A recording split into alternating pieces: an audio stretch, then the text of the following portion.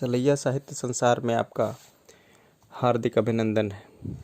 आज मुंशी प्रेमचंद की मशहूर कहानी नशा का वाचन आपके समक्ष प्रस्तुत है। नशा।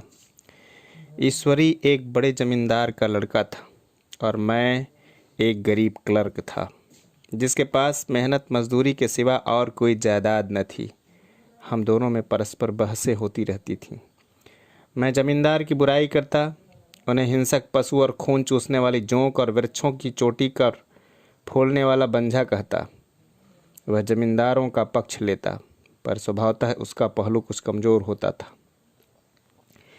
क्योंकि उसके पास जमींदारों के अनुकूल कोई दलील न थी। यह कहना कि सभी मनुष्य बराबर नहीं होते, छोटे बड़े हमेशा होते रहते हैं और होते रहते रहेंगे, लचर दलील थी। किसी मानुषीय या नैतिक नियम से इस व्यवस्था का औचित्य सिद्ध करना कठिन था। मैं इस वाद विवाद की गर्मा गर्मी में अक्सर तेज हो जाता और लगने वाली बातें कह जाता, लेकिन ईश्वरी हार कर भी मुस्कराता रहता था। मैंने उसे कभी गर्म होते नहीं देखा। शायद इसका कारण यह था कि वह अपने पक्ष की कमजोरी समझता था। नौकरों से वह सीधे मुँह बात न करता था। अमीरों में जो एक बेदर्दी और उद्दंडता होती है, उसका उसे भी प्रचुर भाग मिला था।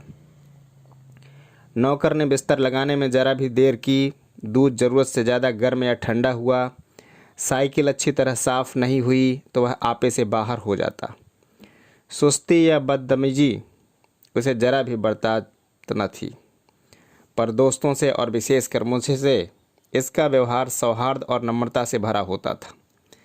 शायद उसकी जगह मैं होता तो मुझसे भी वही कठोरताएं पैदा होती, क्योंकि उसमें जो थी उसमें मेरा लोक प्रेम सिद्धांतों पर नहीं, निजी दशाओं पर टिका हुआ था। लेकिन मेरी वह जगह होकर भी शायद अमीर ही रहता, क्योंकि वह प्रकृति से ही विलासी और ऐश्वर्य प्रिय था। अब की दशहरे की छुट्टियों में मैंने निश्चय किया कि घर न जाऊंगा। मेरे पास किराए के लिए रुपए न थे और मैं घर वालों को तकलीफ़ देना भी चाहता था। मैं जानता हूँ वह मुझे जो कुछ देते हैं वह उनकी हैसियत से बहुत ज़्यादा है।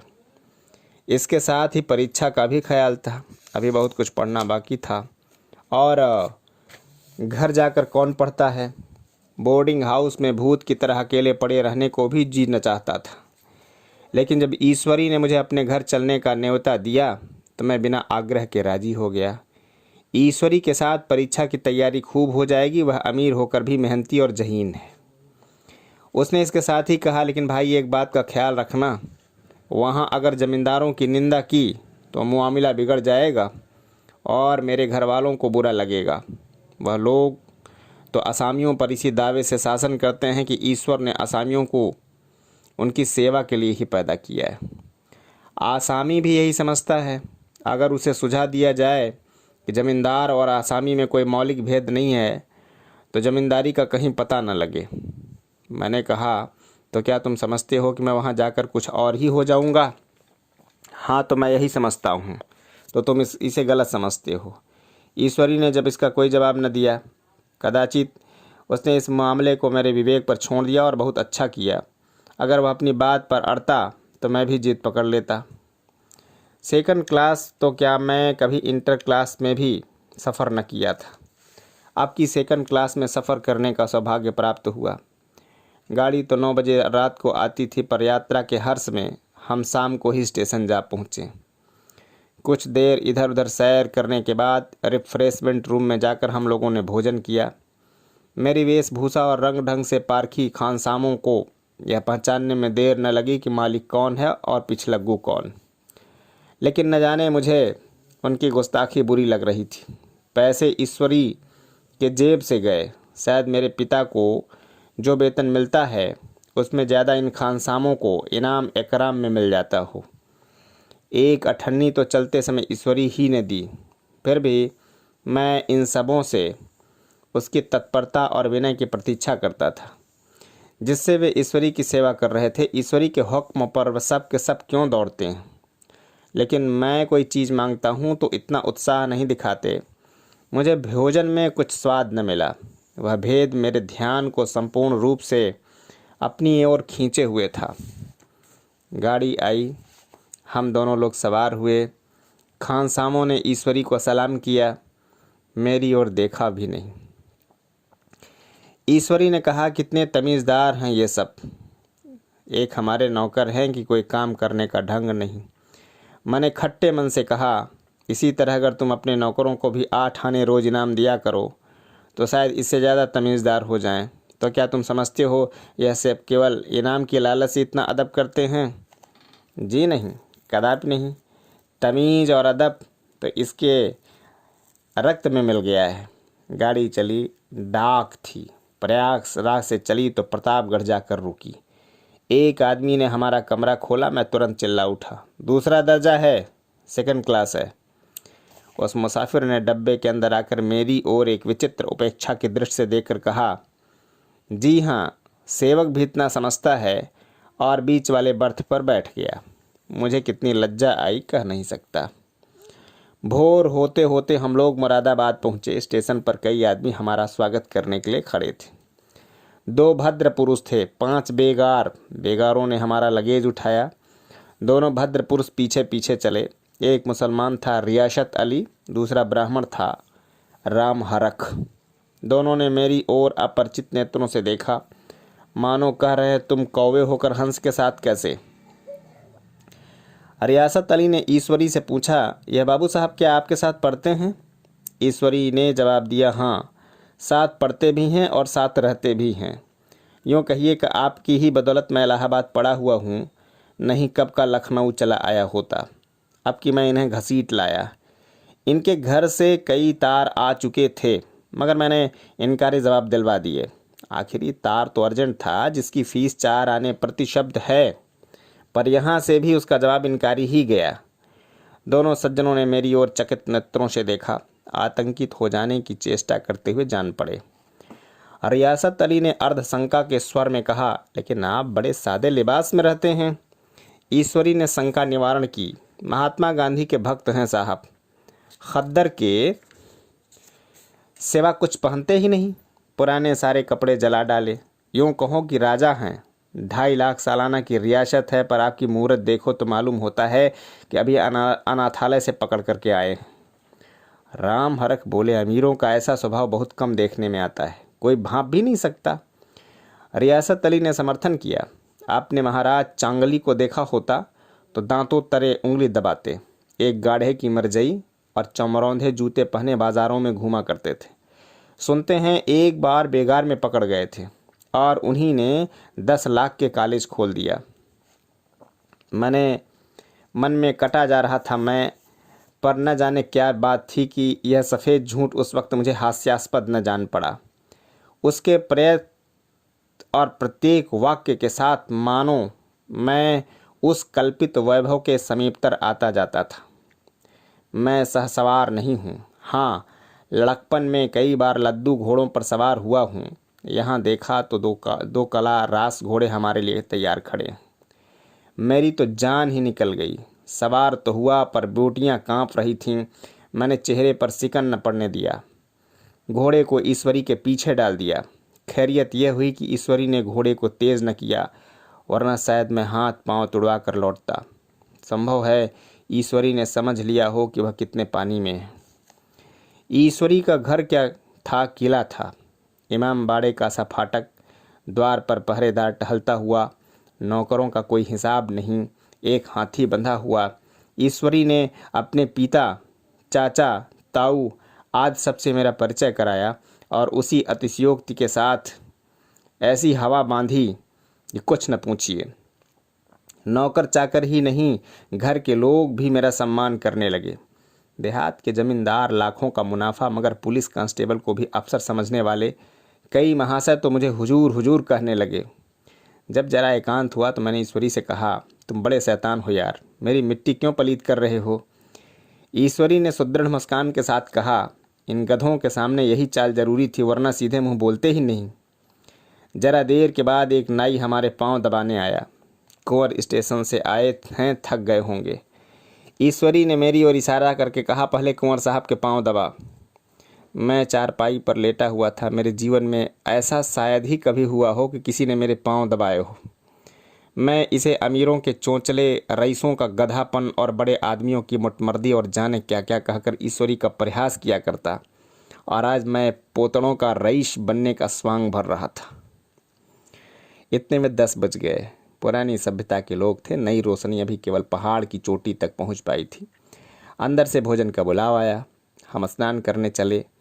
मैं हमारा अपनी धोती खुद छांट लिया करता हूँ, मगर यहाँ मैंने ईश्वरी की ही भांति अपनी धोती भी छोड़ दी। अपने हाथों अपनी धोती छांटते शर्म आ रही थी। अंदर भोजन करने चले। होटल में जूते पहने मेज पर डटते थे। यहाँ पाँव धोना आवश्यक था। कहार पानी लिए खड़ा था। ईश्वरी ने पाँव बढ़ा दिए, कहार ने उसके पाँव धोए। मैंने भी पाँव बढ़ा दिए, कहार ने मेरे भी पाँव धोए। मेरा यह विचार न जाने कहाँ चला गया था। सोचा था वहाँ देहात में एकाग्र होकर खूब पढ़ेंगे, पर वहाँ सारा दिन सैर सपाटे में कट जाता था। कहीं नदी में बजरे पर सैर कर रहे हैं, कहीं मछलियों या चिड़ियों का शिकार खेल रहे हैं, कहीं पहलवानों की कुश्ती देख रहे हैं, कहीं शतरंज पर जमे हैं। ईश्वरी खूब अंडे मंगवाता और कमरे में स्टोव पर आमलेट बनते। नौकरों का यहाँ जत्था हमेशा घेरे रहता। अपने हाथ पाँव को हिलाने की कोई ज़रूरत नहीं, केवल एक ज़बान हिला देना काफ़ी है। नहाने बैठे तो आदमी नहलाने को हाजिर, लेटें तो आदमी पंखा झलने को खड़े हैं। मैं महात्मा गांधी का कुंवर चेला मशहूर था। भीतर से बाहर तक मेरी धाक थी। नाश्ते में जरा भी देर न होने पाए, यही कुंवर साहब नाराज़ न हो जाएं। बिछावन ठीक समय पर लग जाए, कुंवर साहब के सोने का समय आ गया। मैं ईश्वरी से भी ज़्यादा नाजुक दिमाग बन गया था, या बनने पर मजबूर किया गया था। ईश्वरी अपने हाथ से बिस्तर बिछा ले, लेकिन कुंवर मेहमान अपने हाथों से कैसे अपना बिछावन बिछा सकते हैं? उनकी महानता में बट्टा लग जाएगा। एक दिन सचमुच यही बात हो गई। ईश्वरी घर में थे, शायद अपनी माता से कुछ बातचीत करने में देर हो गई। यहाँ 10 बज गए। मेरी आंखें नींद से झपक रही थीं, मगर बिस्तर मैं कैसे लगाऊं? कुंवर जो ठहरा, कोई 11:30 बजे के आसपास महारा आया। बड़ा मुँह लगा नौकर था। घर के धंधों से मेरा बिस्तर लगाने की उसे सुध ही न रही। अब जो याद आई तो भागा हुआ आया। मैंने ऐसी डांट बताई कि उसने भी याद किया होगा। ईश्वरी मेरी डांट सुनकर बाहर निकल आया और बोला, तुमने बहुत अच्छा किया। यह सब हरामखोर इसी व्यवहार के योग्य हैं। इसी तरह ईश्वरी एक दिन एक दावत में गया हुआ था। शाम को हो गई, पर लैंप न जला। लैंप मेज पर रखा हुआ था। दिया सलाई भी वहीं थी, लेकिन ईश्वरी खुद कभी लैंप नहीं जलाता। फिर कुंवर साहब कैसे जलाएं? मैं झंझला रहा था। समाचार पत्र आया रखा हुआ था, जी उधर लगा हुआ था, पर लैंप नदारत। दैव योग से उसी वक्त मुंशी रियासत अली आ निकले। मैं उन्हीं पर उबल पड़ा। ऐसी फटकार बताई कि बेचारा उल्लू हो गया। तुम लोगों को इतनी फिक्र नहीं कि लैंप जलवा दो। मालूम नहीं ऐसे काम चोर आदमियों का यहाँ कैसे गुजर होता है। मेरे यहाँ घंटे भर भी निर्वाह न हो। रियासत अली ने कांपते हुए हाथों से लैंप जला दिया। वहाँ एक ठाकुर अक्सर आया करता था। कुछ मनचला आदमी था, महात्मा गांधी का परम भक्त। मुझे महात्मा गांधी जी का चेला समझकर बड़ा लिहाज करता था, पर मुझसे कुछ पूछते संकोच करता था। एक दिन मुझे अकेला देखकर आया और हाथ बांधकर बोला, सरकार तो गांधी बाबा के चेले हैं ना। लोग कहते हैं कि यहाँ सुराज हो जाएगा तो जमींदार न रहेंगे। मैंने सांझ जमाई, जमींदारी के रहने की ज़रूरत ही क्या है? यह लोग गरीबों का खून चूसने के सिवा और क्या करते हैं? ठाकुर ने फिर पूछा, तो क्यों सरकार, सब जमींदारों की ज़मीन छीन ली जाएगी? मैंने कहा, बहुत से लोग खुशी से दे देंगे, जो लोग खुशी से न देंगे उनकी ज़मीन छीननी ही पड़ेगी। हम लोग तो तैयार बैठे हुए हैं। जो ही स्वराज्य हुआ आपके सारे इलाके असामियों के नाम हिब्बा कर देंगे। मैं कुर्सी पर पांव लटकाए बैठा था। ठाकुर मेरे पांव दबाने लगा, फिर बोला, आजकल ज़मींदार लोग बड़ा जुल्म करते हैं सरकार। हमें भी हुजूर अपने इलाके में थोड़ी सी ज़मीन दे दें तो चल कर वहीं आपकी सेवा में रहें। मैंने कहा, अभी तो मेरा कोई अख्तियार नहीं, लेकिन जो ही अख्तियार मिला मैं सबसे पहले तुम्हें बुलाऊंगा। तुम्हें मोटर ड्राइवरी सिखाकर अपना ड्राइवर बना लूँगा। सुना उस दिन ठाकुर ने खूब भंग पी और अपनी स्त्री को खूब पीटा और गांव के महाजन से लड़ने पर तैयार हो गया। छुट्टी इस तमाम पर खर्च हुई और फिर हम प्रयाग चले। गांव के बहुत से लोग हम लोगों को पहुंचाने आए। ठाकुर तो हमारे साथ स्टेशन तक आया। मैंने भी अपना पार्ट खूब सफाई से खेला और अपने कुबेरोचित विनय और देवत्व की मुहर हरेक हृदय पर लगा दी। जी तो चाहता था हरेक को अच्छा इनाम दूं, लेकिन यह सामर्थ्य कहाँ थी। वापसी टिकट था ही, केवल गाड़ी में बैठना था, पर गाड़ी आई तो ठसाठस भरी हुई। दुर्गा पूजा की छुट्टियां भोग कर सभी लोग लौट रहे थे। सेकंड क्लास में तिल रखने की जगह नहीं, इंटर क्लास की हालत उससे भी बदतर। यह आखिरी गाड़ी थी, किसी तरह रुक न सकते थे। बड़ी मुश्किल से तीसरे दर्जे में जगह मिली। हमारे ऐश्वर्य ने वहाँ अपना रंग जमा लिया, मगर मुझे उसमें बैठना बुरा लग रहा था। आए थे आराम से, लेटे लेटे जा रहे हैं, सिकुड़े हुए। पहलू बदलने की भी जगह न थी। कई आदमी पढ़े लिखे भी थे, आपस में अंग्रेजी राज्य की तारीफ करते जा रहे थे। एक महाशय बोले, ऐसा न्याय तो किसी राज्य में नहीं देखा। छोटे बड़े सब बराबर। राजा भी किसी पर अन्याय करे तो अदालत उसकी भी गर्दन दबा देती। दूसरे सज्जन ने समर्थन दिया, अरे साहब, आप खुद बादशाह पर दावा कर सकते हैं, अदालत में बादशाह पर डिग्री हो जाती। एक आदमी जिसकी पीठ पर बड़ा सा गट्ठर बंधा था, कलकत्ते जा रहा था। कहीं गठरी रखने की जगह न मिलती, पीठ पर बांधे हुए था। उससे बेचैन होकर के बार बार द्वार पर खड़ा हो जाता। मैं द्वार के पास ही बैठा हुआ था। उसका बार बार आकर मेरे मुंह को अपनी गठरी से रगड़ना बहुत बुरा लग रहा था। एक तो हवा यूं ही कम थी, दूसरे उस गंवार का आकर मेरे मुंह पर खड़ा हो जाना मानो मेरा गला दबाना था।